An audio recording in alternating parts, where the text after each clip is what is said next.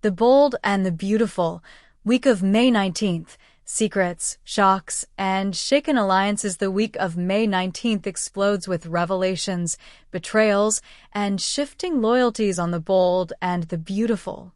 From hospital corridors to the Forrester executive suite and back to the tangled lives of LA's most volatile elite, nothing stays hidden for long. Hope Logan is back in the spotlight, and her return to Forrester Creations isn't the only bombshell. As secrets emerge and relationships crumble, old wounds reopen and new battles begin. Hope Logan's big news for Carter Walton sets the tone for a week that spirals into chaos. After weeks of absence and speculation about her future, Hope decides to face Carter in person. Her visit is unannounced, her demeanor serious. Carter, still reeling from what he overheard last week between Hope and Liam, braces himself. Hope enters with a quiet intensity, carrying the weight of something monumental. She confesses she's coming back to Forrester Creations officially.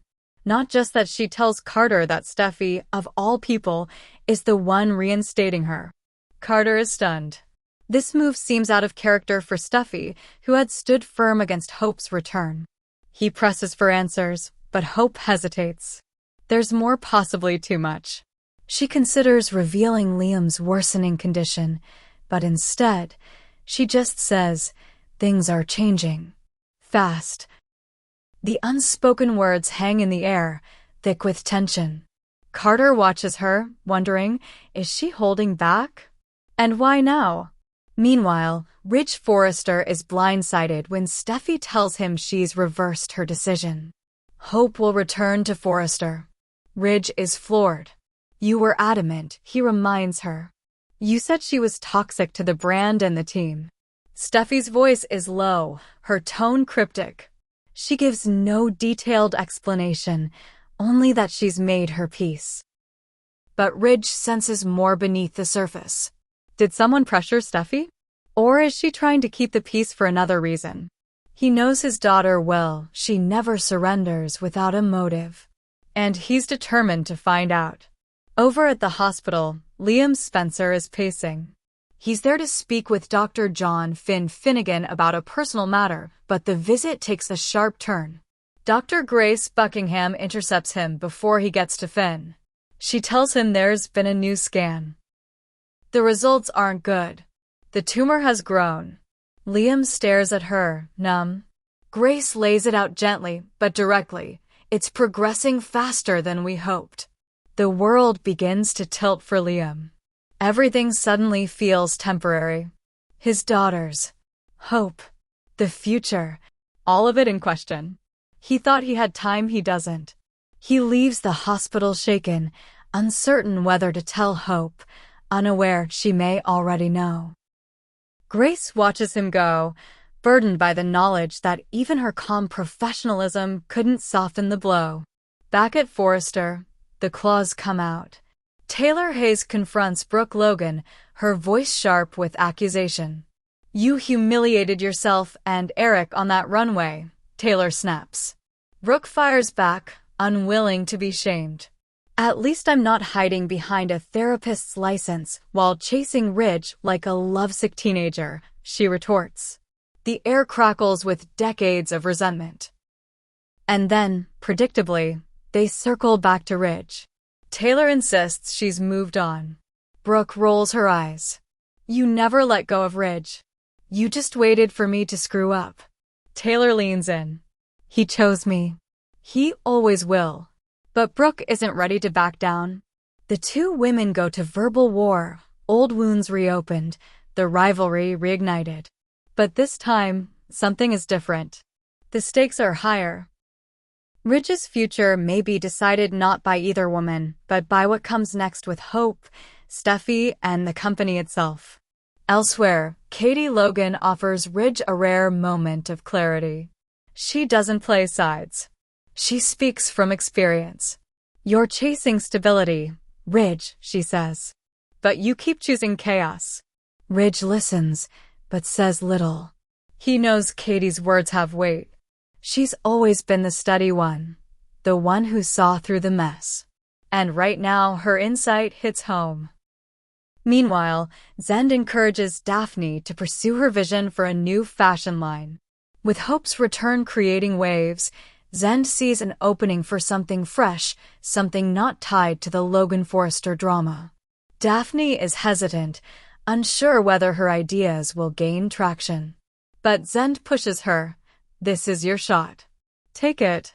As they work late into the night, sparks begin to fly. Creative passion blurs into something more. Could this be more than just a collaboration? But just as new connections form, old ones stir back to life. A former couple quietly finds their way back to each other, but who? Whispers around the office suggest it could be Thomas and Hope, reignited by shared history and recent turmoil. Or perhaps it's Quinn and Eric, finding common ground in the wake of public embarrassment. Or maybe it's someone completely unexpected, Paris and Zend, revisiting unresolved chemistry now that Daphne is in the picture. The suspense builds when Hope returns to Carter's office again, this time late in the evening. She looks determined, ready to confess the rest. Maybe it's about Liam's diagnosis. Maybe it's about her feelings. But when she opens the door, what she sees stops her cold. Carter isn't alone. Daphne is with him. And they're not just talking. Shock flashes across Hope's face. Carter notices too late. Hope, wait, but she's already turned away, crushed. Was she too late? Did she miss her moment? All the emotion, all the anticipation collapses in a second. She walks down the hall, her mind spinning. Carter stands frozen, Daphne unsure of what just happened. But the damage is done. Next week promises even more fallout. Will Hope confront Daphne? Will Carter go after Hope, desperate to explain? Will Liam reveal his diagnosis? And how will Steffi and Brooke react if they learn the truth? Ridge is stuck in the middle again, torn between legacy, love, and loyalty. And with every player moving their piece, the board shifts. Friendships are cracking. Alliances are strained. And the truth, as always, is a ticking bomb ready to explode. Stay tuned to the bold and the beautiful, because in this world, no secret stays buried, no affair goes unnoticed, and no heart stays unbroken for long. Something is breaking inside Luna. Not a small crack, a full fracture threatening to split her mind, her sense of identity, and her grip on reality. And if the past is any indication, the consequences could be devastating. The tension simmering between Luna and Steffi is reaching a critical point, and unless someone intervenes soon, it won't just be emotional damage, it could be fatal. As the bold and the beautiful spirals into darker territory, Luna's suppressed rage may boil over into a catastrophe that could tear the Forrester world apart again. Luna's resentment toward Steffi is no longer just irritation, it's evolved into a dangerous obsession. Though she masks her fury behind soft words and hollow apologies, those closest to her can see the cracks. Luna feels like a prisoner in her own life, exiled from Finn, haunted by her actions, and isolated by a community that doesn't trust her. Her breakdown may have passed, but the embers are still burning, and now they're being fanned by pain, shame, and twisted hope. She tells people she wants to change, to rebuild, to be a better version of herself. But her words don't match her actions. Her mistakes weren't accidents, they were the product of a mind unraveling. She once said she didn't recognize herself when she locked Steffi in a cage and left her to die. She claimed it was like watching herself from the outside. But now, there are whispers again. Luna is starting to act strange. She disappears for hours. She watches Steffi too closely. She talks to herself. She mutters about how things should have been different. People say she's trying to heal, but what if she's simply slipping deeper into darkness? Sheila Carter sees it. She doesn't say it out loud, not yet, but she's scared. Not of Luna exactly, but of what Luna might become. Sheila has spent a lifetime walking the line between love and violence, redemption and ruin. She knows what obsession looks like. She sees the warning signs in her granddaughter. The intense fixation on Finn, the blame projected onto Steffi, the eerie calm before another storm. Sheila has learned the hard way what happens when someone unstable feels cornered. And Luna feels more alone than ever. At the heart of Luna's descent is her belief that Steffi is the obstacle to everything she wants.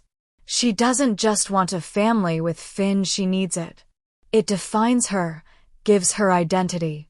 Finn represents stability, love, and the future she believes she's been denied. But Steffi stands in the way. To Luna, Steffi is the gatekeeper who controls access to Finn, and every warm moment between the couple feels like a slap in the face. And then there's Sheila's influence, a double-edged sword. Sheila wants to protect Luna at all costs. She loves her deeply. But that love could be the fuse to the explosion. Because if Luna lashes out again, Sheila may be forced to make the ultimate choice: protect her granddaughter or protect the truth. Luna already crossed a line when she locked Steffi in a cage like an animal. The trauma of that act still lingers in the halls of Forrester. People whisper about it behind closed doors. That day didn't just shake the company, it fractured trust. And it didn't stop there. Luna is tied, however quietly, to the deaths of Tom Starr and Hollis. 2 men, 2 tragic ends, and 1 woman at the center of the chaos. The circumstances surrounding their deaths remain murky. Accidents? Misjudgments? Or something more sinister? No one dares to say it outright, but suspicion clings to Luna like a shadow. People want to believe she's a victim of her own instability. But the truth may be much darker. If Luna was capable of caging Steffi, what else is she capable of? She tells herself she's better, that she's healing. But the rage hasn't gone anywhere, it's just hiding behind a forced smile. And if her past is any clue, it won't stay hidden for long. Now Luna is obsessed again. She follows Steffi. She shows up at the Cliff house uninvited. She asks too many questions about Finn's schedule. She drops hints to Sheila that Steffi is holding Finn back. She talks about what life could have been if Steffi hadn't interfered. She's spiraling. And Sheila sees it. The problem is, Sheila's protective instincts are stronger than her judgment. Sheila has a soft spot for Luna that overrides everything else. She sees her younger self in Luna. Misunderstood, ostracized, punished for wanting love. Sheila doesn't want Luna to go through what she did. She wants to shield her from the world. But shielding Luna may mean hiding her crimes. And if things escalate again, Sheila may have to do more than just hide the truth. She may have to take the blame. The question is, how far will she go? Would Sheila admit to a crime she didn't commit? Would she claim she hurt Steffi to protect Luna? Could she face prison again knowing it was the only way to keep her granddaughter out of a cell? The idea terrifies her. But what terrifies her more is the idea of losing Luna forever. Family is everything to Sheila. And if protecting family means lying, sacrificing, and suffering, she's done it before. She'll do it again. Meanwhile, Steffi senses something's wrong. She tries to push it aside, to focus on Finn and the kids. But she feels it in her gut. Luna's watching. Luna's planning. Finn brushes off her concerns, still hopeful that Luna can recover. But Steffi knows better. She's lived with danger. She's survived it. She knows when someone is past the point of no return. And Luna? She's close. Very close. Luna wants another chance. But she doesn't want redemption, she wants revenge. She wants to rewrite the past. To erase Steffi. To take what she believes is hers. And if she lashes out again, it won't be a cry for help. It'll be war. The fear now is not if Luna will break, but when. And when she does, How much damage will she leave behind? As the days pass, Luna becomes bolder.